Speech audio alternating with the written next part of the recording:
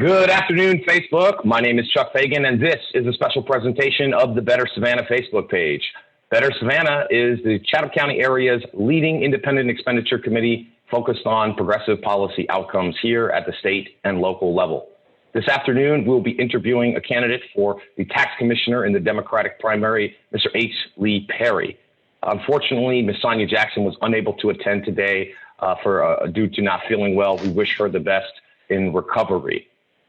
In just a moment, we'll get to our interview. Just a few housekeeping notes. I want to remind all of our viewers that we will be going live with Mr. Jason Bolterman, former mayor of Tybee Island, who is a candidate for Chatham County Commission chairman, later this afternoon at 5:30. I'm joined today by a special guest co-moderator, Mr. Robin Sherman. Robin Sherman is a freelance editor, publication designer, and consultant for academic, business-to-business, and consumer publishers. Part of his work focuses on raising ethical journalism and other quality standards. Previously, he was corporate director of editorial development for a large business publication and publisher and a newspaper reporter and editor. Mr. Sherman has written and edited numerous articles, conducted 6 original research studies on journalism and publishing topics, and he has a master's in journalism from the University of Georgia in Athens and a bachelor of sociology from the George Washington University in Washington, D.C. We're very happy to have him. Before we get to the questions, I want to extend a very special warm welcome invitation to Mr. H. Lee Perry, who is a candidate for the tax commissioner. Mr. Perry, take a few minutes to introduce yourself to our viewers, and then we'll get into the questions. Sure, and I definitely want to thank Better Savannah for inviting me to this forum. I've never turned down any invitation, and I thank you for wanting to have me part of your forum to be able to talk to some of your viewers. A little bit about me. My name's H. Lee Perry, born and raised here in Savannah, Georgia. Attended schools in Chatham County, graduated from Apalachicola Beach High School, attended Savannah State University, and that's where I received my accounting degree from. A little bit more, I've got about 10 to 15 years of finance and banking experience in the Chatham County area. I've been a commercial lender at Carver State Bank. I've been a private banker for BB&T. I have actually been a stockbroker for Morgan Stanley. I definitely have had a lot of community service experience in regards to that. I've sat on board of directors with the Savannah Area Chamber of Commerce. I've been the past president of 100 Black Men in Savannah. I led a task force for the mayoral task force of Savannah. I think that was with stuff up in Carver State Bank to bank unbanked clients and constituents in the area. So that was just a little taste of my leadership. And I've actually sat on the board of a charter school called Overthorn for about 10 to 15 years as the president. So I've got a little bit of leadership experience and a good work experience. So that's just a little bit about me. Thank you. Thank you for that, Mr. Perry. And I want to go ahead and ship it over to Robin. Sorry about that, Robin. Go ahead and go into the questions. Thank you. Thank you, Mr. Perry. Nice to have you here. To expand a little bit on your background, can you tell us anything about any specific work that you've done in which the skills that are in that work are applicable to the job of tax commissioner? Okay. Within the tax commissioner's office, one of the main duties is collecting and distributing or dispersing into to the general fund and making available for the community, the county commissioners to make decisions on. Me working as a state officer for the state of Georgia as a foundation director, I've been trained, went through trainings as relates to accounting, took several Excel classes. I'm basically now running the foundation that manages over $90 million of assets currently now. So being a state employee, have been state trained within the area of finance, will make me probably qualified in order to be a person that can handle that type of duty. Actually, being a banker, since we deal with a lot of property rates and values, I've had an opportunity to do some commercial lending as far as lending money out to people in order to acquire property, and a little bit of basically person-to-person banking, being able to talk with people and get an understanding of what their needs are and be able to deliver on their needs. So that's a little bit about my background as far as within the finance area. Okay, just to follow up a little bit, have you had any training specifically relating to property taxation or other specific functions of the tax commissioner's office? Now, I haven't had a direct training as it relates to any property taxation. Okay. Lastly, would you, in terms of introduction, would you just tell us a little bit about what your platform is? Well, my platform, it actually has kind of like altered because of this pandemic, but basically my platform was one, I wanted to increase the customer service within that department. Two, I wanted to increase better collaboration with entities that feeds into the tax commissioner's office, such as in the Board of Education or CAT Board. And three, I want to bring what I would call the technological innovation into this area. Chatham County is growing, as I say before, by leaps and bounds. And I think it's time for us to at least think about even getting a lobby kiosk or being able to partner with, have a relationship with other entities in this area to be able to maybe have mobile kiosks where our constituents be able to get their tags or pay bills without having to come to the office and get in line. So that was part of my platform. The reason why I said altered it, I know we're in a pandemic right now, and I do know there's going to be some major budget cuts. So even if I came in with a platform right now, I do know that somewhere down the line, within the budget cuts, it might affect what I want to do for the office. So I will, adapt and overcome as when that time progresses. Thank you, thank you. I want to get into something now that's a bit wonkish, if you will, and this is important because it was part of the issue was investigated by the Atlanta Journal-Constitution a year ago relating to tax commissioners all over the state. And let me read you, there are two mechanisms. It has to do with compensation that the tax commissioner receives. And under state law, there are two mechanisms that can be used to determine that salary. One is a guide that the state has put out that determines what the base salary of a tax commissioner would be based on population of the county that you reside in. So, for example, in Chatham County, as of now, the last census, I guess, had a population of less than 300,000. And so the base salary for the tax commissioner's position would be $91,000.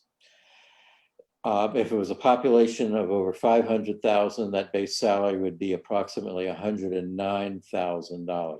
Now, this base salary does not include cost of living increases that have been added to that salary over the years.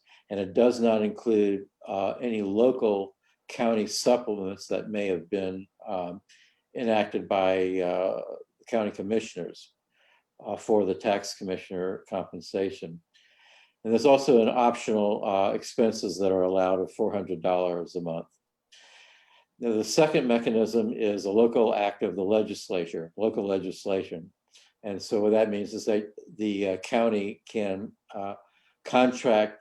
provide compensation that's over the base amount that the state guide calls for, but the local legislation cannot be less than that. So I'm wondering whether you happen to know which of those two mechanisms are used for the Chatham County tax commissioner. Is the tax commissioner in Chatham County paid by a mechanism of a local act of the legislature, or are they using the state salary guide? Do you happen to know? Through my research, and this is my understanding, they're using the state guide. And I believe our current tax commissioner right now using the state guide, plus his cost of living increase. And I believe he is also using what is called, I guess, a personal fee for being able to bill other entities outside of City of Savannah, such as Tyree Pooler for services, that basically will possibly increase his salary. And I divvied a little bit more into it. Couldn't get all the answers I want, but from my understanding, as I read the Georgia Code, I believe that is exactly how he's getting compensated. Okay. So that leads me to this. The state law allows for the tax commissioner to receive commissions or fees beyond the compensation that the tax commissioner gets for doing county work. And what that means is that the tax commissioner can keep the tax, collect taxes and distribute them or hold them for any of the municipalities within the county, should those municipalities make an agreement with the county for that to occur. And so if the county is providing tax collection services for the municipalities in the county also, then you would expect there to be some extra, there would be a fee charge for that. The question is, while that is allowed, the question is whether that extra money that's generated goes to the county fund or whether it's paid directly to the tax commissioner, and the tax commissioner is therefore under state law allowed to pocket those fees in their own checking account if they wanted to do so. In other words, there may or may not be an intergovernmental agreement between the county and a municipality for this service. And even if there was a contract or an intergovernmental agreement, it could be that all the fees go to the county, or it could be that only part of the fees go to the county, or it could be that all those fees go directly to the tax commissioner for the tax commissioner's payment, and not for the tax commissioner's department even, that you could conceivably put it into your own checking account. So the question therefore becomes, in a sense, an ethical and question of whether the local tax commissioner ought to be doing that. Now, the Atlanta Journal-Constitution a year ago did an investigation of every county in Georgia, and 46 counties in Georgia have the tax commissioner collecting these extra fees. And what we don't know is how many of them are pocketing the fees for their own personal gain or for the county's budget. We do know that the current Chatham County Tax Commissioner is getting extra fees, but we don't know yet what those fees are for, how they were generated. But we do know that they are being generated. We don't know whether the tax commissioner, current tax commissioner, is getting all those fees for himself, or whether they're all going to the county's general fund, or a combination of the two.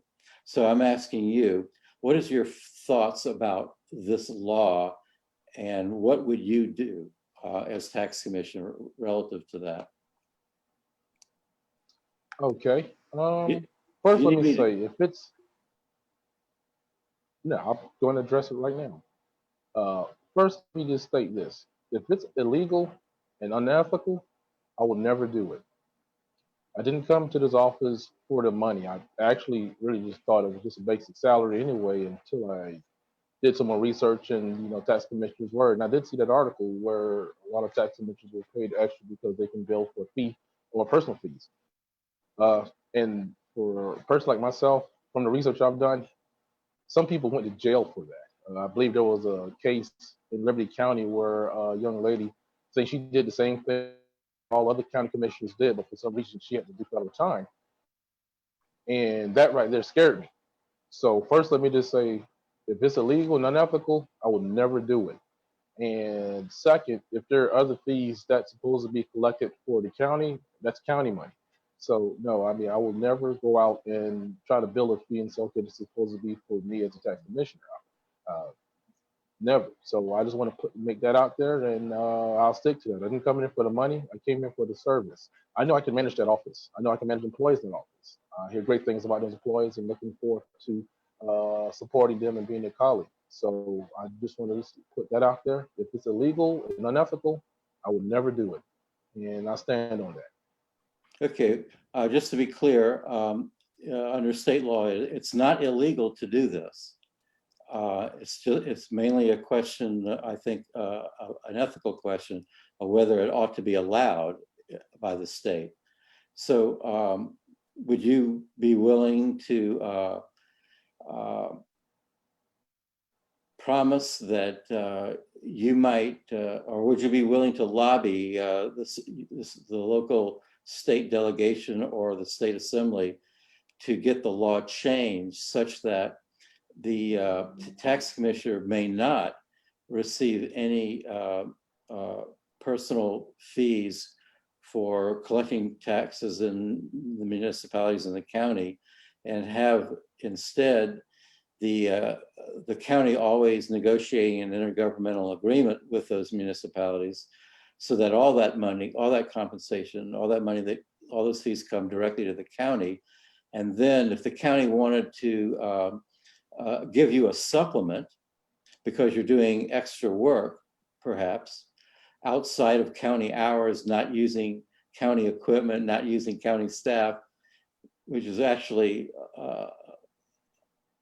not very practical, because if you were to do that, you would be using county staff and county equipment and county time. So would you want to have that state law changed so that you would not be able to collect those fees personally? They would all go to the county, and if the county chose to compensate you extra for that, then you would be able to negotiate that directly with the county itself. Does that make sense? I will support any legislation that will make sure that the office of the Chatham County Tax Commissioner is running ethical without any illegal practice. Yes, I would. I will support. I will be one backing that legislation to make sure that any tax commission office, and like I said before, when I saw the person from Liberty County go to jail, and then researched his office and looked to be the tax commissioner, I know that's something I never wanted to be a part of. And even though it's legal, sometimes it's not ethical, and I don't have an non-ethical bone in my body. So yes, I will support that type of legislation and work with the county commissioners in order to see what we can do. Yes, if I'm doing more to work, yes, I will look forward to a supplement if that was something there. But I didn't come in this for the money, as I said before. I came in really for the office because I know I can manage that office. And yes, I will definitely support any type of legislation that goes that direction. Quickly, I just want to give you a short example. At the time of that story's publication last year by the Atlanta Journal-Constitution, Ware County, which is Waycross, Ware County charged the city of Waycross $30,000 to collect taxes, to collect the Waycross city taxes. By contract, the money was paid to the county, but in practice, 90% of that money, which was $27,000, went to the tax commissioner, a fact that was not disclosed in the contract that the county had with the city of Waycross. The county kept $3,000 as an administrative fee. In other examples, sometimes there is not even a contract between the county and the municipality. How would you address an issue that was like that? Would you want to make sure that there was indeed a contract, or does it matter? How would I do it? First, I will probably have a conversation with our county attorney. And let's just say, for example, Bryan County needed us to, in order to help offset some of the service, we needed Chatham County to help them out, same as that case, the case that happened in Ware County. I will have a conversation with the county attorney. Then I will have a conversation with the county chair and ask them what is a proper way to be able to collect and make sure that the county gets the money for that, and make sure that our office is compensated for that. Now, I will never set up a contract where I'm going to bill them and take their money and put it in my pocket. To me, that's a recipe for disaster. I've seen a lot of people go to jail over situations, even though it's legal. Some kind of way they end up going to jail for it, even though it's legal. Everything that's legal is not always for us. So for me now, I will actually meet with the county, which I assume that they probably were doing, they should have done. But no, for me, Lee Perry, I'll have a conversation with the county manager, the county attorney, and we'll sit down and have meaningful conversations on how we can better support the county in that manner as we receive funding for doing the service for another county.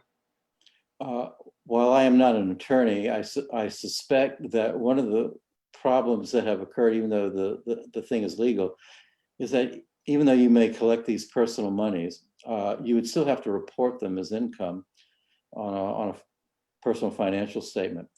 Sometimes Correct. some of these tax commissioners in the state of Georgia, and there are 46 of them as of a year ago that were doing collecting extra fees beyond their regular compensation.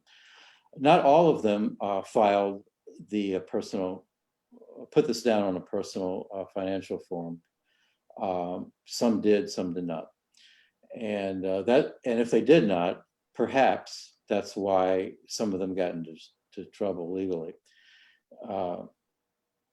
So to summarize, if I may summarize what I think your feelings are, is that you would not collect taxes or fees or commissions for personal gain, and you would ensure that such fees, that for such fees, that there needs to be a public intergovernmental agreement that would guarantee that all the money collected goes entirely to the county, not as extra compensation to the tax commissioner or staff, unless the county commission voted to do that and they made that public. And then you said that you would work with other entities to perhaps lobby with the state legislature to get the law changed to eliminate the practice of allowing tax commissioners to collect personal fees. Am I summarizing that correctly for you? You're summarizing that very correctly. Our voters and our constituents, they want to trust us. And part of my platform was I want to earn the trust of the Chatham County residents in the area. Doing anything that may be perceived unethical will go against exactly what I'm running for. And I kept drilling down on the laws, and I see there are a lot of things that the tax commissioner probably can do, but for me, jail doesn't look well with me. So what I would do is definitely make sure that I'll lobby for that legislation and actually have meaningful conversations with our other decision makers, with our county commissioners and our county attorney, to make sure that what we're doing is fair, ethical, and make sure it benefits residents of Chatham County. But I do agree with you, sir. Okay, one more, what are two more questions regarding this issue? I have a copy, and maybe you've seen this, of it's from 2016 from the Georgia Department of Revenue. It's a tax commissioner procedure manual. It's 234 pages, filled with how to do the job, information about how to do the tax commissioner job. It's an incredible document. There's a code of ethics in this document, a code of ethics for the tax commissioner, which I find really interesting and a good thing to have. There are 10 items in the code of ethics. Item number 4, I'll read you what it states. It says, the tax commissioner should seek no favor, believe that personal aggrandizement or profit secured by confidential information or by misuse of public time is dishonest. So I read that, I'll read it again. Seek no favor, believe that personal aggrandizement or profit secured by confidential information or by misuse of public time is dishonest. Well, of course that would be dishonest. But in my mind, I'm wondering whether that's a little contradictory to what the Georgia law states that the tax commissioner is allowed to do to collect these fees for personal gain. So I just throw that out there. I'm not asking you to comment on that necessarily one way or the other, but I'm just saying that there's a little, in my mind, it's a contradiction here between an item in their code of ethics and what the Georgia law actually says. Codes of ethics we know are voluntary, but people can cause a lot of trouble when people don't when other people don't follow a code of ethics. All right, to move on, if I may, just keep that in the back of your mind and think about that. And in the listening audience, you ought to be thinking about that as well. Gotcha. The last thing that I want to do before I throw it back to Chuck is ask you about something that's called a closeout audit. The state Department of Revenue recommends, they don't require this, they recommend that to confirm that all the funds and the commissions and the fees and all the delinquent accounts are turned over from the predecessor, from the former tax commissioner to the new tax commissioner, and that all those funds have been accounted for. To make sure that they're accounted for, the state suggests that there should be an audit, called a closeout audit of the department, of the tax revenue, the county tax commissioner audit. Especially in light, so my question to you is, especially in light of the current tax commissioner having been in office since 1995, for 25 years, and that so many people just don't know what the heck the tax commissioner does other than collect taxes and put them someplace safe until they're needed by the county for its services.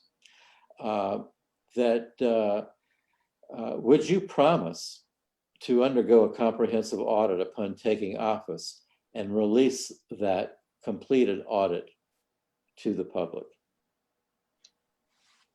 Me, Henry Perry, being a state employee who is audited every year from the state of Georgia, the first rule of thumb, thing I would do when I come to office is recommend a comprehensive audit and release it to the public. Me becoming an incoming, hopefully incoming tax commissioner, I would like to let the public know this is where I'm starting off with. So the public needs to know exactly what was going on the last 25 years. And yes, a comprehensive audit will be recommended and submitted for public record.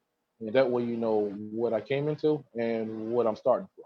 So I do support that, and that is, I think, one of the platform, not a platform, but I think I was asked that question in another form. And believe me, being a person who has been trained in audit, that will be one of the first things I do if I'm elected to the office. Okay, thank you so much. I'll send this back to Chuck. Thank you, Robin. Mr. Perry, I want to ask you a little bit about the relationship between the tax commissioner's office and the local government authorities. Can you see yourself publicly, I don't want to call it testifying, but maybe, speaking with the county commission or the main municipalities on a regular basis? For some background, typically the budget staffs of these entities work closely with the tax commissioner's office, but the general public does not get to see that. What do you think the role is for the tax commissioner dealing with the county and the main municipalities? Well, the role of a tax commissioner first line of duty is him collecting taxes. He collects taxes and he makes sure he disperses them. He's accountable for all taxes that has been collected. That's his primary duty. One of my platforms was collaboration of all entities, whether it be the CAP board, whether it be the Board of Education. I see his role as being even more collaborative with all those entities, including even the judges, the court system, the county courthouse. There are situations that come about where you need the tax commissioner to be there to speak for every situation. Let's just say it could be a bad situation where somebody loses their house. That tax commissioner need to have a great relationship with the county court system, as far as some of the judges there, and making sure that person gets to keep his house. Board of Education, we need to have a great relationship with their department, their budget department, seeing the needs of the Chatham County citizens and the youth and the teachers are being taken care of. And what my duties are is trying to make sure I find enough revenue to make sure that Chatham County Board of Education is getting taken care of. Yes, I will make sure I have a collaborative relationship with the Board of Education. CAT board, CAT, there's always something in the paper in regards to the needs of the CAT, what the Chatham Area Transit needs to do to serve the community. I think there was a situation where they pulled them out of Thunderbolt. I hated to see that because I have people in Thunderbolt that really needed to take their bus. So for me, I look at that as an opportunity to find a way that I can sit down with our county commissioners and a budget manager to see exactly what can I do as a county commissioner in order to be able to serve the public as well. So yes, you will probably see me more face to face, more collaborations with all the local entities that are in Savannah and Chatham County itself, to include Pooler, to include Fort Worth, to include Tiber. I would love to have a collaborative relationship with all the entities to make sure that we're doing what we need to do in order to serve. Thank you. Thank you. I want to ask you from your point of view, having been a candidate for this office for a few months now since the beginning of the year, what are you hearing from taxpayers in terms of complaints? What do you think's not working in the tax commissioner's office? And if you have specific examples, how will you fix it? Now, me, I've always been a person that tried to pay attention to the needs of the community. And one of the needs I think, if I'm correct on, is they hate the long lines inside the tag office. That was the reason why I came out with wanting to be able to provide a kiosk for some of our county residents in the area. Also, too, there's a lot of residents in the area that has not even supported or know anything about the Stevens Day bill or the Homestead Act that allows them to maintain the value of their home at a certain price or a certain rate. I would love to work with the tax assessor's office to make sure that that information is getting out there. We're going to build a civic center pretty soon. And in that area, I believe the Carver Village area, there are a lot of residents. I think from my research, there's less than 10 homes out there that actually know about or at least fill out the homestead exemption act. I would like to be more like I said, be more collaborative and getting information out to the residents in the area because we want to protect the senior citizens or the veterans who are eligible for tax exemptions so they can maintain and keep their homes. So those are the things I'm hearing. Even when I started this race or going to neighborhood associated meetings, those were little things I was hearing from the residents in the area. I didn't know about it.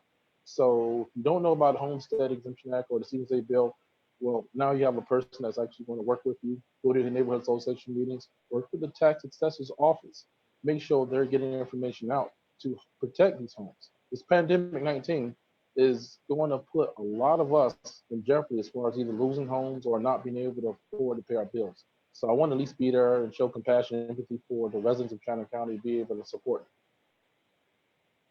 Thank you. Thank you, Mr. Perry. Is there a need for satellite offices, you think, for the tags or expanded tag office hours? What's the solution to the long lines at the tag office? Well, the need is this. Most times the offices, I think, close on Mondays. Then it opens back up on from Tuesday, I believe, to Saturday. And Savannah is growing. Savannah is not the same as it was 10, 15, 20 years ago. So convenience is key to our community. We have downtown, we have South Side, we have people that's living all over this area and that's traveling over this area. We have Pooler. People in Pooler probably have to drive out in order to try to take care of that. But I did some research on the kiosks. Like Publix is a big supporter of the DMV in Florida. A lot of the Publix in Florida have a kiosk that works with the DMV. Imagine if you can go buy your groceries and pay for your tag at the same time. How more efficient would a tag office run? Imagine if we worked with the Postal Service, and since they're trying to close postal services down, what if Chatham County worked with the post office in order to put a kiosk inside the post office to bring revenue to the post office so we can keep our mail service going pretty well? So that's a revenue generating source. So these are some of the things I've researched and thought about and would like to have meaningful conversations with our commissioners to give our Chatham County convenience and being able to find a way to create payment arrangements for people who might not be able to pay their bills on time when the tax bill is due. Thank you. Thank you, Mr. Perry. Arguably last year, the city council elections were historic. One of the main things that people mentioned in those city elections was the fire fee proposed by former city manager Rob Hernandez and that council, which, in fact, passed it and then had to repeal it because of the public backlash. I think a lot of people in our community know that there are nonprofits that hold immense amount of properties. I won't beat about the bush here, and I'll specifically call out SCAD. Will you work with the Board of Assessors, the County Commission, or even the state local delegation to find a way to cap the amount of tax-exempt property held in Chatham County by any one nonprofit institutions? What are your thoughts about the lack of revenue from major nonprofit sources? I will work with the board, the county commissioners, board assessors to find a way to put a cap on that.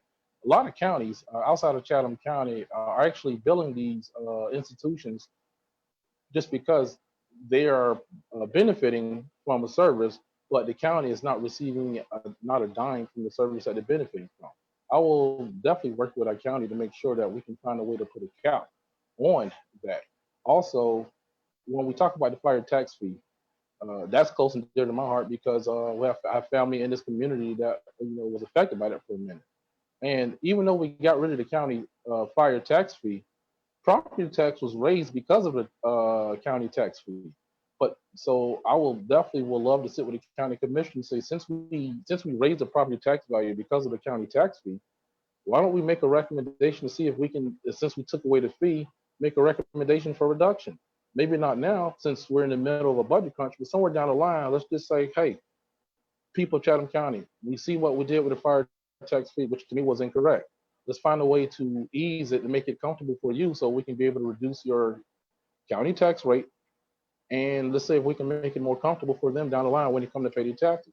Because even though they got rid of the county tax fee, they never reduced the property tax rate, which to me was not good for our Chatham County residents. And that's me personally feeling that way.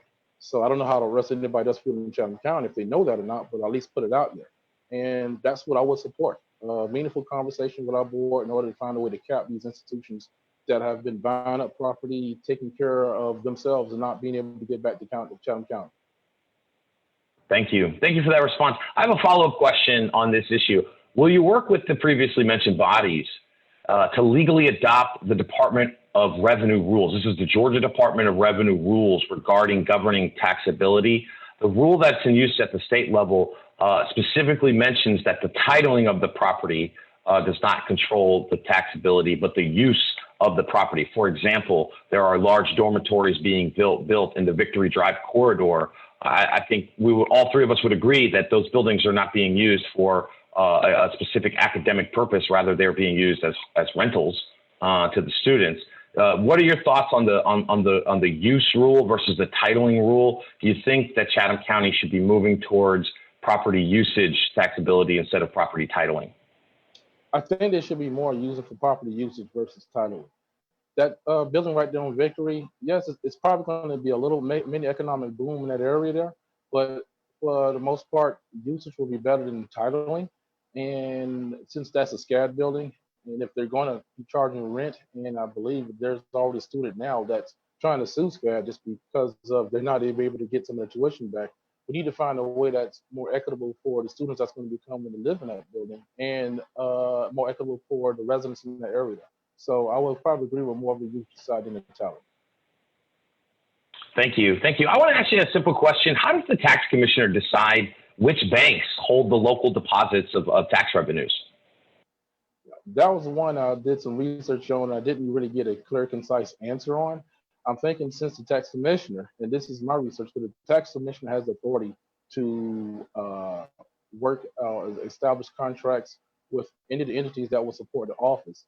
And that's my understanding from reading the Georgia law. And I'm sure when I'm elected, or if I'm elected, I can research more because they're going to train you on your relationships. So I'll probably be a little bit more specific. But if that's the case, if I had the opportunity to work with the banks in the area to make sure that they're supporting our community and our residents in the area to make sure they get the bang for their buck, I will probably be more.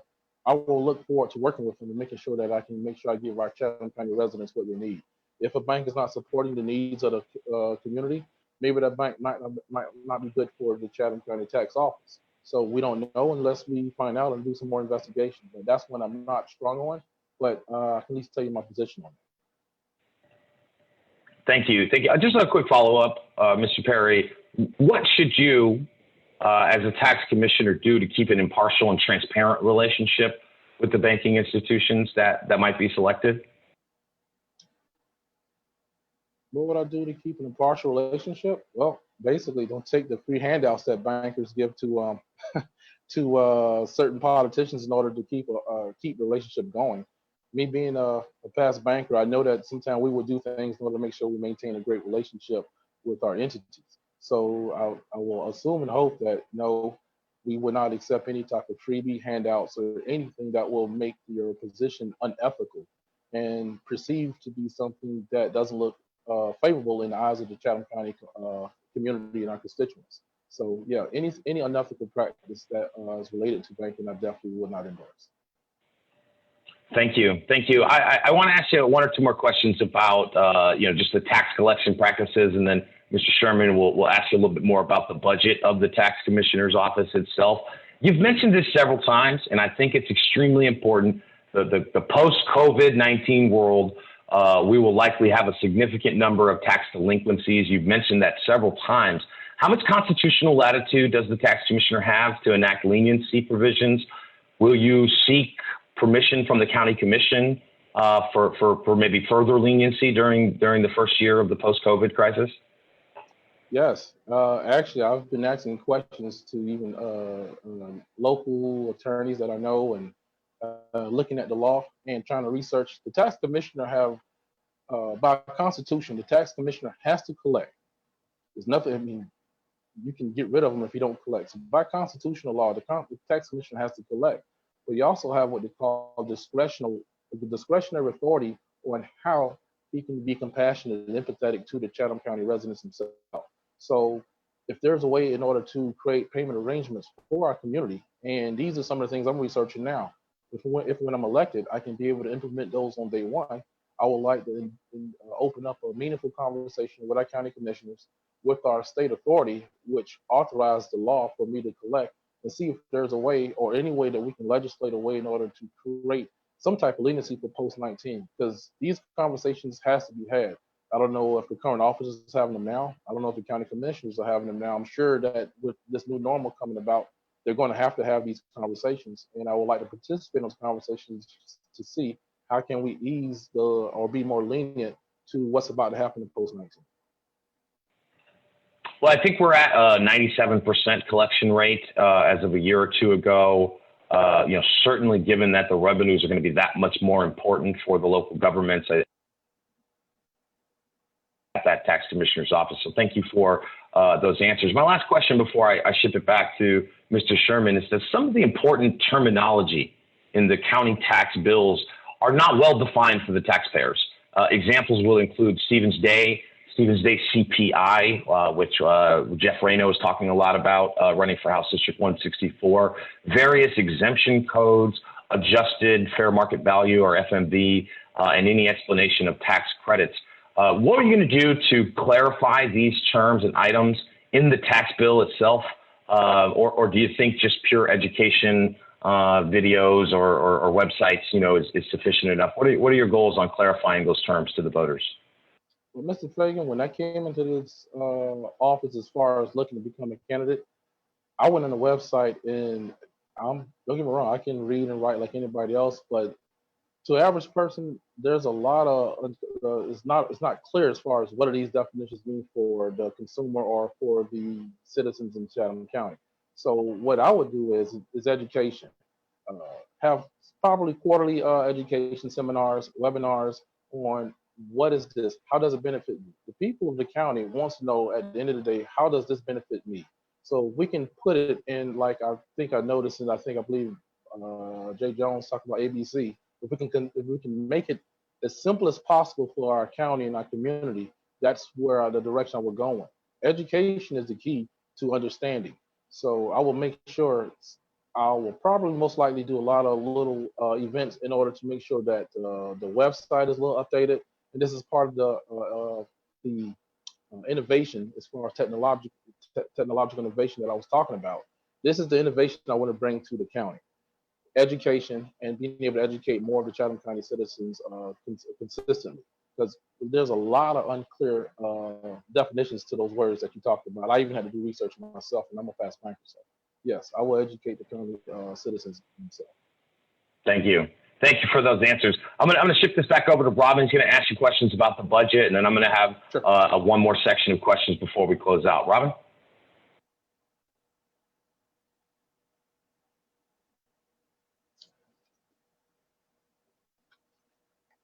You are muted, Robin. Yeah. Sorry. Yeah. Got it. Thank you. Mr. Perry, Appreciate your answers so far. The relative to the budget, there are a couple of line items in the tax commissioner's budget that I want to ask a couple of questions about. In the 2019 adopted county budget, it calls for 76 full-time employees and 2 part-time employees. And it's the largest chunk in the budget, or the salaries. It's $4.7 million. If you subtract overtime and health insurance and Social Security and pension benefits, comes to $2.9 million. Other counties in the state obviously have different populations, and Chatham County is less than 300,000, we think, at the moment. Clayton County has about the same as Chatham County, and Cherokee County is in the 240,000 population range. So in Clayton County, that has the same population, the county budget, the total budget was almost $2 million compared to Chatham's, which was $5.7 million. That's quite a bit difference. The Chatham County budget is much higher than the Clayton budget, and the population is virtually the same. Now, it's possible that one of the reasons for the difference in the budget might be that there's a lot more work in Chatham County than in Clayton County.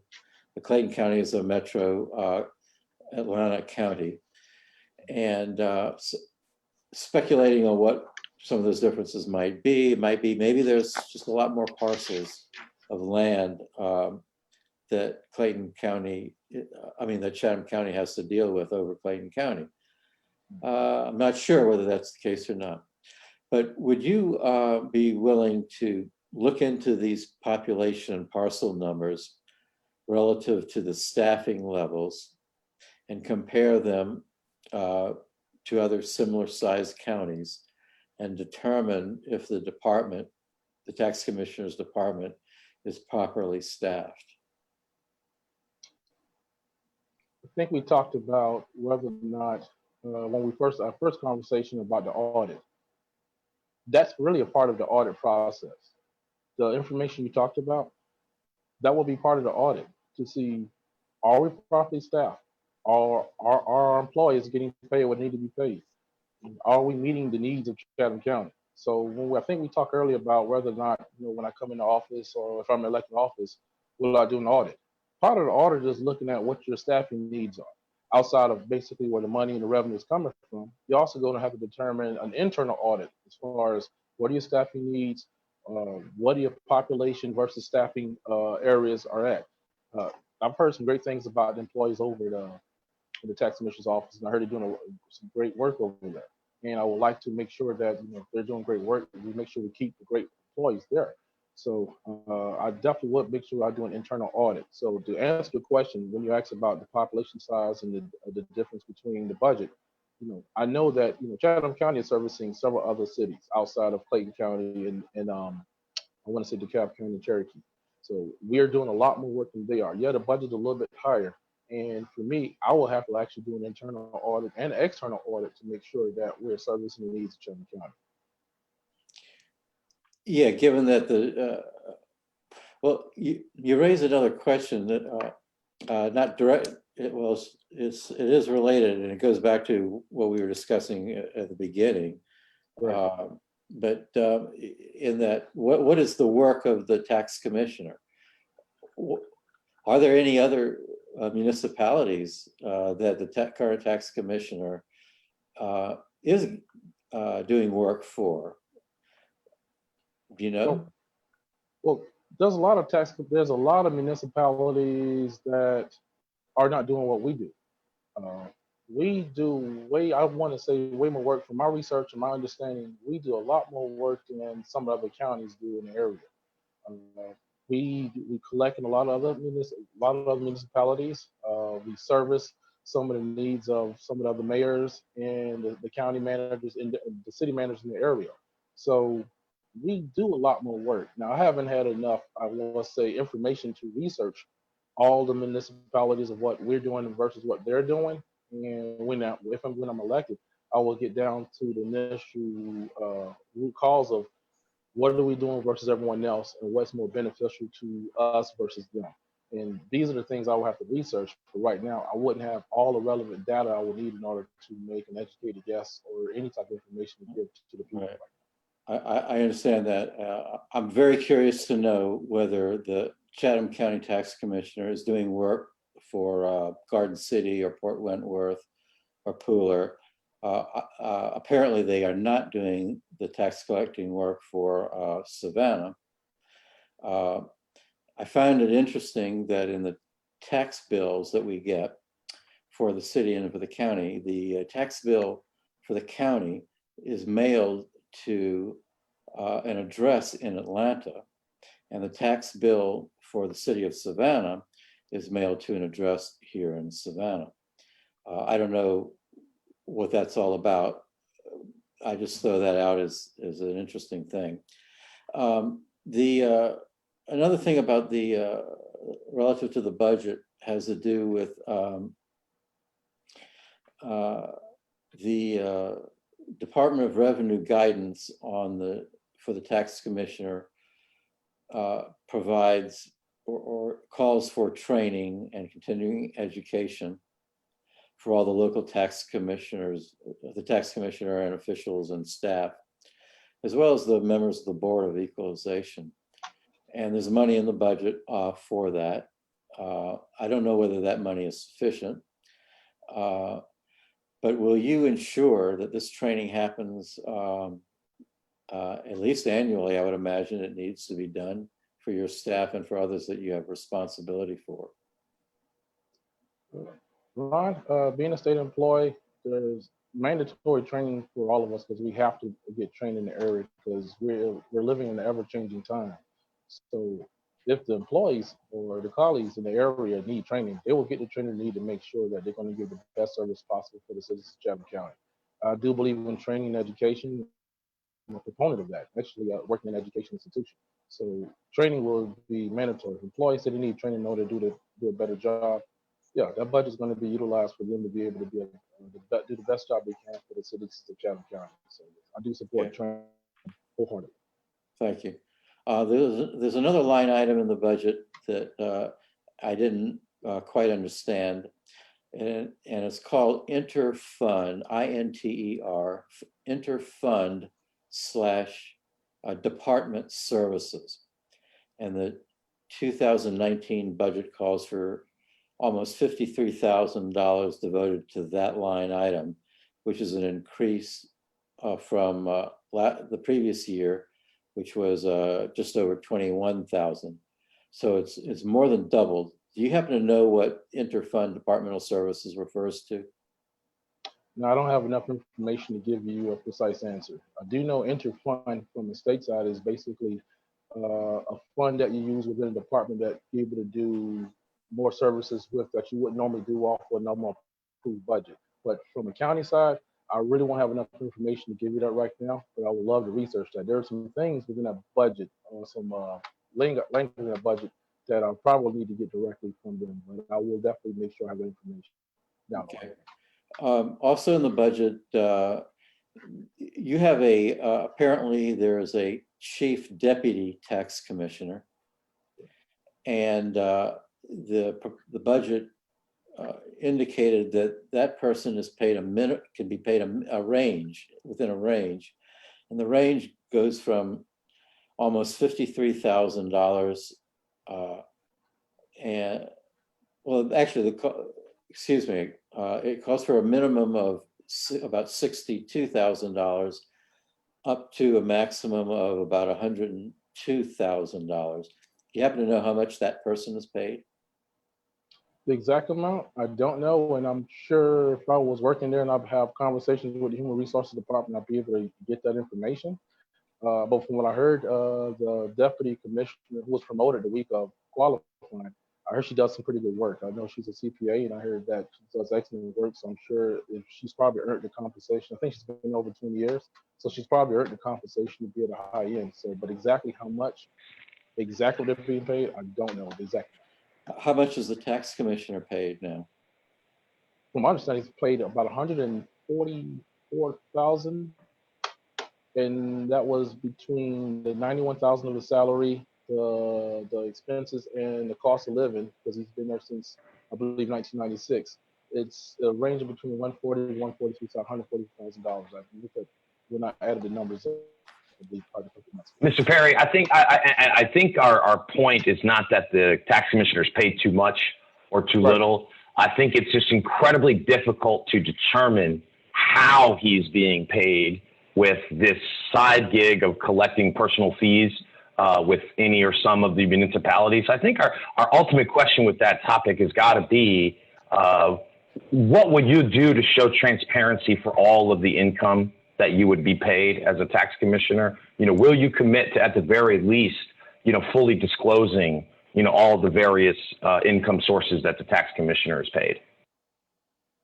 Oh, yes, I will definitely commit to making sure there's a full disclosure of what the tax commission will be paid. As I stated before, when we do an audit, and that would be a comprehensive audit, Chatham County will know exactly what's being paid in the office. I'll be honest with you, when I did the research, it took me 3 or 4 times to look at the ways that the tax commission get paid, and I still didn't get it all right. I made phone calls in other municipalities to try to get an understanding, and I still didn't get a full understanding of what is paid. You can probably ask anybody around here what he get paid, and you won't get a full answer. So through my research, I wasn't able to get an exact number. I was able to at least look at it online and see exactly this is what he's supposed to get paid, and this is what he get. This is what is determined by the county. So, but yes, there will be a full disclosure, and through an audit, the whole Chatham County will be able to see that. Thank you. We've got just a few minutes left here, and I've got a couple of questions I'd like to get your take on that really don't have to do with the technical matters of the office, which I'm sure, those were tough questions. One of your opponents is arguably a 40-year career politician, former tax or labor commissioner at the state level, state senator, state rep, and of course, outgoing term-limited Chatham County chairman. What are your thoughts on career politicians? It's not the only race that features some career politicians. What are your thoughts around career politicians running for office over and over? Well, my thoughts on career politicians, Al Scott got a great record. He's done a lot of work.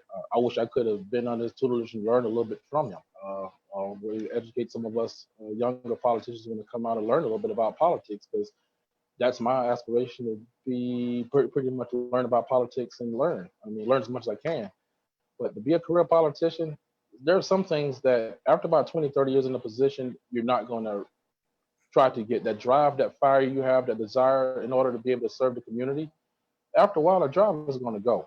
And you can say that you still got it, but the same drive you have now, you won't have in 20, 30 years. And if you've been there 30 years, you've seen and done some things, and you probably know some areas where there are things that should be ethical or unethical. So, no, after about 20, 30 years, I do believe that some politicians need to make sure that they're training future politicians to come up and learn, how can you serve your community better? How can you do the better things a lot better than we have in the past? There are some mistakes that they made that we probably will make and want to continue to make. So I think that, for a career politician, example, if I'm in that chair, if I get elected and see me in that chair more than the time that y'all think I need to be there, and I'm not really doing the job of the community, vote me out, because the community is who elected you. Y'all hired me. I'm sitting there interviewing with your station in order to try to get hired. But after a while, if we're not doing the job, the community is the one that actually do the hiring and firing. So for the most part, a career politician, after a while, it's time for them to go. You just can't sit in a chair and just basically die in a chair. And nothing against him. He's done some great work, and I've never directly met him, so I don't know him personally. But for the most part, after a while, if there are a lot of politicians I've seen, and this is my research and me reading a lot because I'm a bookworm, some politicians, they get stuck in what I call this power quandrum. And I made a statement the other day in another forum where I said, power corrupts, and absolute power corrupts. Absolutely. That's a quote that was always given to me by one of my mentors. You can sit in there and you don't understand that you're bigger than, you maybe think you're bigger than the world, but you're not. But you need to make sure that you're teaching the world how to be a better world. And me, I'm a proponent of education and advocacy and making sure that the county understands what's going on. And I'm a person that's going to stick to that claim. And if I don't, please call me and let me know you're not sticking to what you say you're going to do. But for the most part, when you say lifetime politicians, this is the year of change. This is the year of transition. And the day of lifetime politicians are pretty much, I ain't gonna say over, but it needs to be over if it's not. But I support term limits. Get them out there. I mean, you need to reinitiate new ideas. You're reading my mind. You're definitely reading my mind. There are 3 county commissioners that average service length of 20 years on the county commission. It's a bipartisan issue. I know that this is maybe a constitutional question, but would you support term limits for the office specifically of tax commissioner? Is that what you're indicating here? Yeah, I would support term limits, but it takes a couple of terms, more than one term, in order to get a job done. My opinion. You won't know until you get in that office. Now, as a county tax commissioner, that's a full-time job. So you're making sure you're running the office well. You're making sure you're doing the things you need to do in order to make sure you're bringing revenue in and collecting taxes, being able to have competent decisions, conversations with the county commission. So, but for a term limit, yes, if there's a term limit that people need to think that needs for our office to be able to run, fine. It's just the fact that when you try to elect someone, make sure they're qualified and they can answer the tough questions. They have the financial acumen and they can be bonded in order to be able to make sure the services of the county can be rendered. Not everybody can, read a spreadsheet. Not everybody can put together a performer. Not everybody can read a Shrek, and it takes an accountant, and I'm sure the CPA there can. And I know I can. That's the reason why I feel I'm most qualified for this position.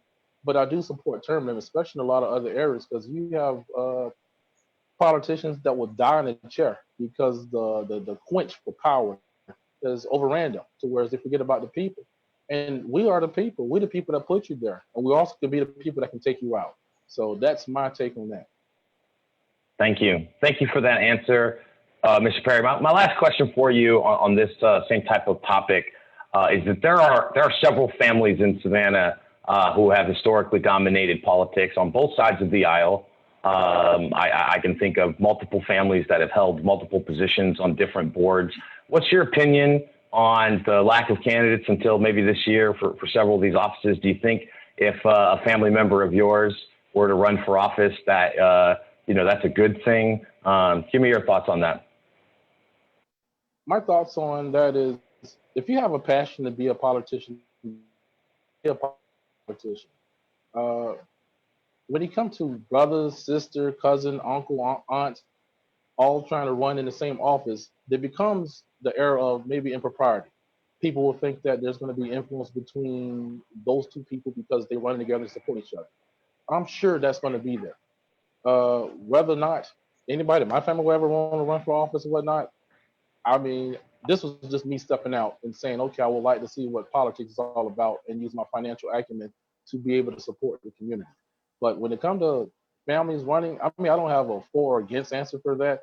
I do know that it can create an air of impropriety to where you will think that both of them are benefiting from each other and one has more influence than the other. And it makes the people of Chatham County or the people who are voting you in feel leery about putting you in that chair because you're controlled by your second, third generation politician. And history has shown us that second and third generation or sibling politicians haven't done the best when it comes to supporting the county because they have to make decisions based on the household versus making the decisions based on the community. So those are some of the issues that will come up. I'm not going to say that's a good thing or a bad thing for the county. It's just the fact that if you got two people in the house that are politicians in the city, they're going to make the house decision first before they make the city decision. And that can become a problem. Now, I don't know about if those are problems out there now, but I do know that can be a problem. So that's kind of my take on it. Thank you. I want to thank you for all of your answers. I'm going to give you a chance to give a closing statement here in a minute. I want to remind our viewers that there are no Republican candidates running for this office this year. So whoever secures the nomination for tax commissioner, whether it is in the general primary on June 9th or in an August runoff, will in fact be Chatham County's next tax commissioner. Given that it's an important race, I think these tough questions show that whoever wins, and if it's you, Mr. Perry, that you're going to have some tough ethical decisions to make, and also administrative and technology and upgrade decisions to make as well. I want to thank my co-moderator, Mr. Robin Sherman, for joining me along today, who did a lot of research on some of these more peculiar and wonkish policy issues and administrative issues and ethical issues with the Tax Commissioner's Office. Mr. Henry Perry, I want to thank you again for sitting down with us as the only candidate that was able to sit down with us for this race.